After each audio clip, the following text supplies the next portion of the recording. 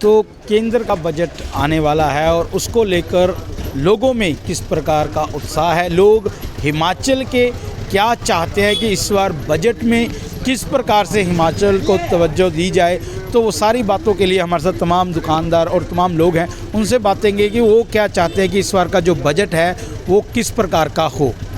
तो हमारे साथ स्थानीय व्यापारी मौजूद है, राजेंद्र जी। राजेंद्र जी, अगर देखा जाए तो बजट आने वाला है, क्या चाहते हैं हिमाचल को किस प्रकार से जो है वो केंद्र रखे ताकि हिमाचल को आने वाले समय में फ़ायदा हो? हिमाचल एक बहुत ही छोटा सा राज्य है जिसमें धन कमाने के साधन भी सीमित हैं, लेकिन बड़े बड़े मॉल खुलने से और बड़ी बड़ी कंपनियों के और ऑनलाइन काम होने के कारण रिटेल का जो काम है बिल्कुल कम हो चुका है हिमाचल में। और कुछ सरकार की नीतियां ऐसी हैं जिसमें कि व्यापारियों को कर ज़्यादा है, कमाई कम है, उससे बड़ी भारी मुश्किल का सामना कर रहे समय मार्केट पूरी तरह स्लम पड़ी है, कोई इनकम का साधन नहीं है। सरकार को चाहिए, एक तो जैसे पहले व्यापार मंडल ने सुझाव दिया था कि व्यापारी जो वर्षों से व्यापार कर रहे हैं, टैक्स भर रहे हैं, उनके लिए एक पेंशन योजना लागू की जाए, उसमें व्यापारियों का हिस्सा भी लिया जाए। कब से कोई जीएसटी सीएसटी दे रहे हैं, इतने सालों से हम 40-40 50-50 साल से हम टैक्स दे रहे हैं, उसमें से कुछ हिस्सा व्यापारियों से लेकर उनको एक पेंशन, एक जीने का एक साधन मिल जाता है। पेंशन होती है जितनी भी मिले, 10,000 5,000 10,000 उसमें है। और जो अभी आने वाला बजट है उसमें हम तो ये चाहते हैं, जीएसटी चलो केंद्र का मामला है, पर कुछ चीज़ें ऐसी हैं, जैसे मैं जिस क्षेत्र में काम कर रहा हूँ उसमें बच्चों की लिखने की कापी है, वो भी उसमें जीएसटी के अंडर कर दी है, उसमें भी 12% जीएसटी लगा दिया है। ऐसे जो ज़रूरी चीज़ें हैं, हर दिन आदमी प्रयोग करता है, उस पर थोड़ा जीएसटी कम किया जाए। और जो आय की सीमा है वो भी जैसे जैसे महंगाई बढ़ती जा रही है उस हिसाब से मुझे लगता है कि 7 लाख से इनकम वाले को कोई टैक्स वगैरह ऐसा कोई नहीं होना चाहिए, उसमें रिबेट मिलनी चाहिए ताकि अपना जीवन यापन हम सही ढंग से कर सकें। आगामी बजट आ रहा है तो हमें उम्मीद है सरकार से जो हमारा दायरा है 7 लाख से बढ़ाकर 9 लाख किया जाए। और नए बजट में ये है कि शिक्षा, स्वास्थ्य, इनको थोड़ा सस्ता करना चाहिए क्योंकि शिक्षा बहुत महंगी है इंडिया में। शिक्षा पर खास ध्यान देना चाहिए और हेल्थ पर तो चलो गवर्नमेंट काम कर रही है क्योंकि आयुष्मान कार्ड वगैरह बने हुए हैं, लेकिन एजुकेशन पर खास ध्यान देना चाहिए क्योंकि एजुकेशन बहुत ज़्यादा महंगी है कि एक गरीब आदमी एजुकेशन नहीं कर सकता है, बच्चों को नहीं दिला सकता है कि एजुकेशन पर ही मेन है। बाकी हेल्थ तो ठीक है, चलो हेल्थ के तो कोई इशू नहीं है, हेल्थ में तो लोगों को मिल रहा है, लेकिन एजुकेशन पर खास ध्यान देना चाहिए गवर्नमेंट। केंद्रीय वित्त मंत्री निर्मला सीतारमण जी अपना लगातार ये शायद 10वां बजट पेश करेंगी। अपेक्षा है हिमाचल के लोगों को, विशेष रूप से महिला वर्ग को, उनके लिए किसी न किसी प्रकार से को सहानुभूतिपूर्वक उनके लिए स्वरोजगार गाँव के अंदर, क्योंकि हिमाचल प्रदेश के अंदर गाँव में रोजगार बढ़े उस दृष्टि से और महिलाएं आत्मनिर्भर हों उस दृष्टि से लगातार आदरणीय प्रधानमंत्री जी के नेतृत्व में काम हो रहा है। लेकिन हिमाचल प्रदेश की दृष्टि से और देश भर में जितने गांव में रहने वाली महिलाएं, उनके लिए इस बजट में अच्छा कुछ आए, ऐसा बजट का प्रोविज़न हो जिससे कि वो आत्मनिर्भर बन पाएँ। युवाओं को स्वरोजगार की दृष्टि से निरंतर अलग अलग योजनाओं से बहुत सारे मापदंडों के आधार से लाभ मिले हैं, लेकिन उन योजनाओं का इजाफा हो, क्योंकि वर्तमान में प्रदेश की जो कांग्रेस की सरकार उन योजनाओं को सही ढंग से क्रियान्वयन करने में असफल हो रही है।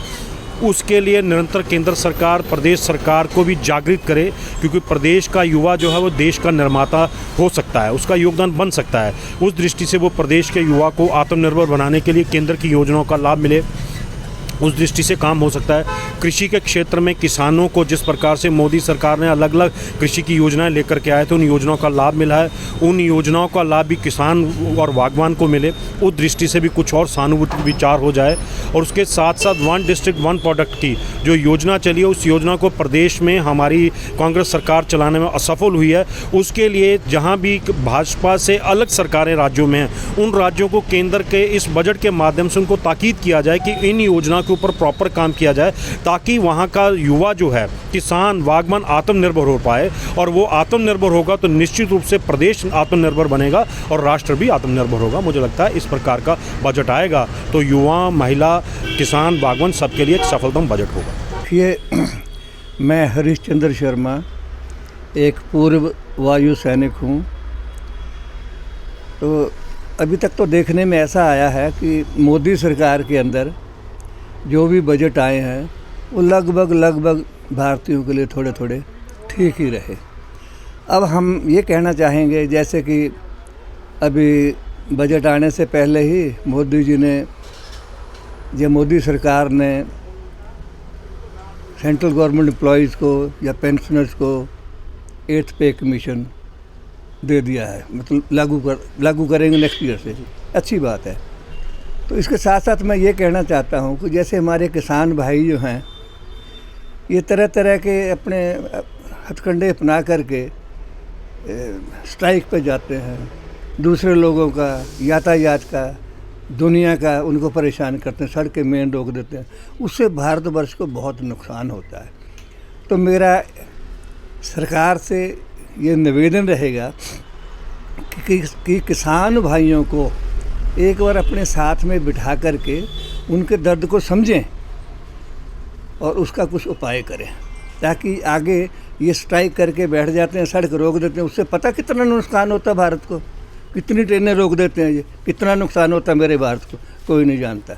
ये जानना चाहिए सरकार को, मैं ये कहना चाहता हूँ, ये इनका उपाय हो जाना चाहिए। बाकी ऐसा कि जितने भी हमारे, अब मैं हिमाचल वासी हूँ, हिमाचल से थोड़ी बात करना चाहूँगा। हमें किसी सरकार से कोई मतलब नहीं होता, कोई सी भी सरकार है, लेकिन हम तो ये चाहते हैं जो देशवासी, जैसे हमारे अपने प्रदेशवासी, ये कैसे सुखी रह सके, ऐसा बजट आना चाहिए जिससे इन लोगों को थोड़ी राहत मिले।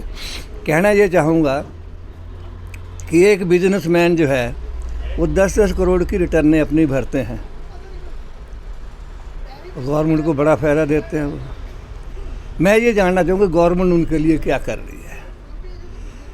एक व्यापारी जो है वो 30-40 करोड़ का अपना रिटर्न भर के और वो मर जाता है, बिजनेस के अंदर वो मर जाता है, तो या उसका बिजनेस जल जाता है, सरकार उसके लिए क्या करती है। तो ये मेरा सरकार से निवेदन रहेगा कि व्यापारियों के प्रति भी सोचें, उनके लिए भी कोई ना कोई पेंशन स्कीम लागू करें। तो ये आपने सुना व्यापारी वर्ग को लेकर इन्होंने क्या बोला, और विशेष तौर पर किसानों की बात भी इन्होंने अपने सामने रखी। तो बहुत लोगों को बहुत उम्मीदें हैं केंद्र सरकार के इस बजट से। अब देखना ये है कि किस प्रकार का बजट जो है वो केंद्रीय वित्त मंत्री जो है वो पेश करती हैं, और कितना लाभ जो है वो आम जनता, विशेष तौर पर अगर हिमाचल की बात करूँ तो हिमाचल की जनता को होगा। कैमरा पर्सन ज्योति सियाल के साथ इंडिया न्यूज़ के लिए ऊना से पंकज गतना की रिपोर्ट।